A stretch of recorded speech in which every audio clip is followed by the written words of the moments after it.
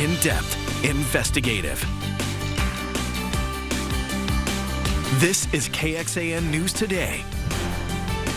We'll have to wait until the new year before we get a look at body cam video from an Austin police officer who shot and killed a man at a busy apartment complex parking lot yesterday. Good morning, I'm Nabil Ramadna in for Sally Hernandez. And I'm Tom Miller. Police say the man pointed a rifle at officers around 1:30 in the afternoon. This happened at the bridge at Harris Ridge Apartments in Northeast Austin. And KXAN's Brianna Hollis tells us more about the shooting and also recent efforts to curb violence in that neighborhood. That is an unfortunate situation. Police say they came to this complex after getting calls about a man firing a rifle in the parking lot. When APD got there, Interim Chief Robin Henderson says the man pointed a gun at one of the officers. At the same time, there were numerous residents walking in the parking lot. Henderson says officers told the suspect to drop his weapon multiple times, but he didn't. Then the man stood behind a van, yelled that he wanted the officers to shoot him, and kept a hold of his gun as officers continued to tell him to put it down. At approximately 1:29 p.m., Air 1 was paged out to assist officers, and within that same minute, one of the officers announced that shots were fired and the suspect was down. The responding officers tried to save his life, but he died at the scene. This man lives at the apartment complex where the shooting happened. He says when he saw all of the police lights, he immediately thought of another deadly shooting that happened just months ago. That incident did not involve a police officer. Yeah, a 14-year-old girl was shot and killed here back in June. It was real sad. They was doing all kinds of shootings for the past several nights. After that shooting, restorative justice group Life Anew, which now partners with the city, came to the apartment complex to try and stop the cycle of violence this neighbor just mentioned. Life Anew utilizes community connections to help curb violence. The team connected with the victim's family members, but also other tenants, to get a better idea of the types of resources that could help people who live there. Neighbors told us they hope to see APD start patrolling the area more often. A bigger police presence, not just regular private security, because a lot of folks, they're not scared of private security. But you get a police officer like that guy right there, they know he ain't playing around. Brianna Hollis, KXAN News. Per APD policy, police are going to release body camera video of this shooting within 10 business days. And going in depth, city and county leaders continue to search for ways to incorporate community violence intervention efforts across Travis County. For example, the county allocated $500,000 for a program that helps connect victims of violent crime with legal help, mental health assistance, and other resources. And the City of Austin's Office of Violence Prevention recently teamed up with police, professors, and community leaders to create a program aimed at reducing crime at Givens Park in East Austin. First warning weather with meteorologist Rich Siegel.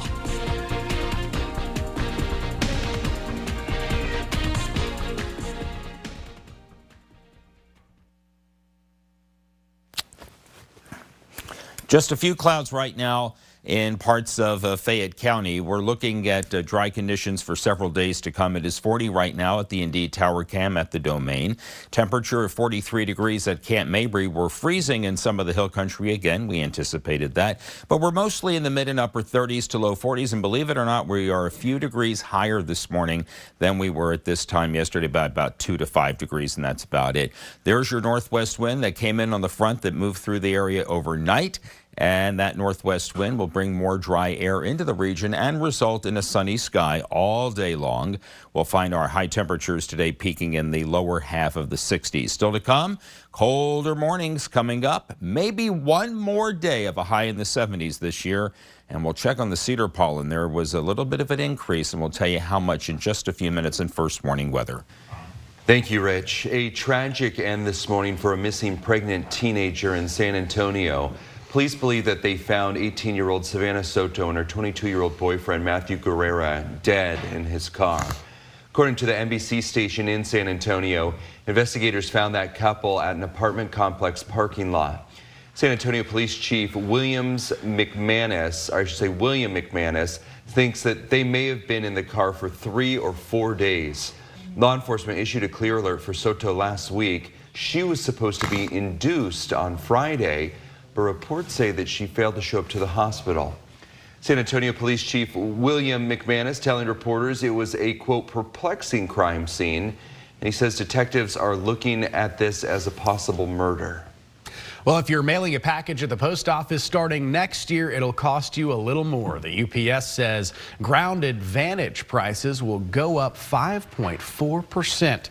Priority Mail and Priority Mail Express will also go up 5.7 and 5.59% respectively.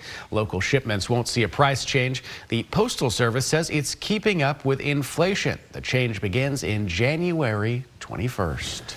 Well, roads, water, and expensive housing, it is all talked about at Austin City Hall. And next year, you once again get to decide who runs the city. And KXAN's Grace Reeder explains how that happens on the national stage and how it's expected to play out a big role in Austin politics next year due to an upcoming change. This dais is going to get some new players next year. If you can believe it, the race for mayor is already back on, and roughly half of the city council seats are up for grabs. As we enter the new year, there's inevitably a focus on the races in November, especially because we have the unique situation of having another mayor's race coming up only 2 years after the previous one. That's because Austin voters decided they wanted local elections to better align with national ones to draw more voters. The mayor's race will now run parallel to the presidential one, but that could bring big changes to local politics. These races don't happen in a vacuum, and so the most important factors in these races might be things that have nothing to do with city politics. It might be how many people are coming out to vote for Joe Biden or Donald Trump or whoever's else on the ballot. Mayor Kirk Watson has not yet announced whether he'll run for re-election, but in several council races, a number of candidates have already thrown their names in the hat. The busiest race right now for District 7. That's Leslie Poole's seat, but she's served 2 consecutive 4-year terms and is term limited. Nearly a year out, 4 people have already filed to fill that role. Allison Alter's seat is also up for grabs as she nears the end of 2 consecutive terms, and 3 council members will be running for re-election. So much of the joys and frustrations that come throughout the day, whether they're sitting in traffic or playing at a park with their kids, so much of that is due to either the successes or failures of local government. Grace Reeder, KXAN News. Now, there are no primaries for city council or mayor races in Austin, so you have to wait until November 5th to consider those races. We've got a running list of candidates over at KXAN.com. We'll keep you updated on all that information. Still ahead, how the flow of migrants into Mexico is impacting America's largest city and who is getting the blame. Longhorns are heading to the Big Easy later today while Texas State played their bowl game on Tuesday. And what a game it was in Dallas. I've got it for you coming up.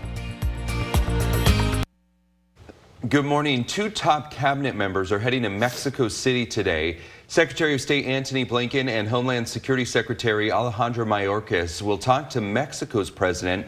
They're focusing on the thousands of migrants heading through his country to the United States. Last night, a bus filled with migrants pulled into the Port Authority bus terminal in New York. And the mayor's office there says 4,000 migrants are arriving every week. Mayor Eric Adams calling out Texas Governor Greg Abbott for busing those migrants to Democratic-led cities. Governor Abbott has made it clear he wants to destabilize cities and sending thousands of migrants and asylum seekers. Mexican officials say they detected 680,000 migrants moving through their country in the first 11 months of this year. Still ahead, we're getting a look into the future of how the fastest growing city in America is working on mobility. And a major warning from Israel about the war in Hamas. This is KXAN Sports, brought to you by Thomas J. Henry. Good morning to you. Longhorns will head to New Orleans later today. In fact, they'll have a send-off. Fans are welcome to be there. They'll have some activities starting at 10:30 this morning around the stadium, and then the team expected to pull out on buses at 11:30. They'll be in New Orleans by mid-afternoon. In Dallas yesterday, Texas State playing in the first Responder Bowl. First bowl game in G.J. Kinney's first season. First bowl game as an FBS program. Take it on Rice, and Jamil Jeter takes it to the end zone, and just like that, Bobcats get the ball, get the touchdown. They had a great contingent of fans, and then Jeter does it again. The Oklahoma State transfer makes it 14-7 after Rice had answered, and then Rice, well, they struggled at quarterback. No JT Daniels. he was unavailable. And Brian Holloway with the pick right there for Texas State to make it 21-7. Holloway played 3 years at SMU. That means that's his old home stadium. What a game for him, and he was not done. But Rice hanging in there. Dean Connors, his second touchdown, and it's 21-all late in the first half. But Bobcats get a field goal at the end of the half, and then they kick off, and then Rice does this. They throw 5 picks, and they had 2 special teams errors that led to Bobcat possessions. You're not going to win like that. And immediately Texas State takes advantage. Not how you might expect, though. On a third down, check it out. TJ Finley, the backwards pass to Nash Jones, the offensive lineman. Yeah, celebrate. Technically, that was a touchdown run because it was a backwards pass, but Jones doesn't care. And then it's Holloway again. How about 2 pick sixes among the 5 interceptions? Holloway taking it to the end zone again. A dream finish for him, a dream finish to the season for Texas State as they pick up that 8th win. That's never happened since they've been FBS for 12 years. And again, Holloway, the win and the MVP. I would have never imagined this game going the way it did. You know, in my old stadium, it's amazing. Honestly, I'm at a loss for words. I don't even know what to say. Just proud of this team, proud of this community, proud of this university. What a win. What a win. Really excited. Why was this the group of guys that was able to get it done? They just got heart. They came together, transfers, JUCO, high school. We came together as a team and had a really successful season and a great way to end it tonight. Yeah, what a job G.J. Kinney does in his first year. Basketball tonight at Moody. Longhorn women, 5th in the nation. They take on Jackson State. Final non-conference before opening Big 12 against Baylor on Saturday. Back to you. And just remarkable that Texas State had never been to a bowl game before, and now they're finishing the season 8-5. I was going to say historical season, but a huge win. That was a good game. They played really well. 45-21? Yeah. Nice game. Good for them. We start out with a live look from the Austonian, a beautiful shot of the Capitol. It's a clear sky over Austin this morning. We'll have another day of sunshine. We won't have those clouds that moved in during the late morning yesterday. I think we're bright from sun up to sundown. Sunrise this morning at 7:27. Right now, 43 degrees. All right, yesterday we had a low cedar count, and then during the afternoon and into the early evening, the cedar count went up, and it is now in medium numbers. We'll get a fresh count for you in about 2 hours. Right now, the molds are low, and they were trending down yesterday. All right, by noon today, our temperatures will warm into mostly, again, the 50s. We'll be mostly in the mid to upper 50s. On our way to highs this afternoon that on average will be in the low to mid 60s, which will be, if we hit 63, a degree above normal. We may have a few in the upper 60s because of all that sun in parts of our eastern viewing area. There's the cold front that came through last night. It has passed through the entire area, and outside of a few high clouds, the sky for the most part is mostly clear. And we are going to stay clear all through the day, all tonight, all through tomorrow as well. We have a change coming, but not until late in the weekend. We have dry weather all the way through. I'm going to put a little bit of rain in the forecast for Tuesday. Saturday and Sunday are dry, and then here comes another front that comes through on New Year's Eve night into New Year's Day morning. And again, just low rain chances, I think, for Tuesday and again on Wednesday. National Weather Service, by the way, says that we may get a little bit of that rain Tuesday, Wednesday, 1/100th up to perhaps 1/4 of an inch.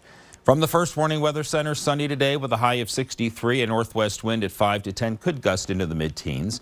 Tomorrow morning, 38. 59 tomorrow afternoon and again on Friday. Mid-60s Saturday, near 70 on Sunday. And then on New Year's Day, we'll start at 40 and climb only into the mid and upper 50s. Blizzard conditions in Colorado with low visibility and high winds reported from Colorado Springs to the Denver International Airport. Dozens of flights were disrupted along with dangerous highway travel conditions. This video is out of Monument Hill, which is south of Denver. Blizzard warnings remain in effect for parts of Colorado from south of Denver eastward. Winter weather advisories cover parts of southwest Iowa, northwest Missouri, western Nebraska, and northwest Kansas. Thank you, Rich. Check this out. This is a live look right now from the Austin airport where the drop-off is underway. These are the departing flights, and we have this live look for you here as a police officer or a security has stopped traffic. Would be nice to be leaving this morning, heading on another vacation. On a vacation, although I wouldn't want to be going home to some of those blizzard conditions Rich was just showing. We are still in the middle of the busiest travel season of the year, and airports across the country are bustling as passengers make their way to their final destinations. For some, this is a return home after the Christmas holiday. For others, they are going on vacation. And in Chicago, weather was causing some problems with delayed flights, but airlines work to get passengers to their final destination safely. It was delayed because of the fog, and then eventually canceled. In Chicago, you never know what's going to happen. Airports saw record travel numbers this holiday season, and fortunately, a lot of flight delays were minimal compared to other peak holiday seasons in the past.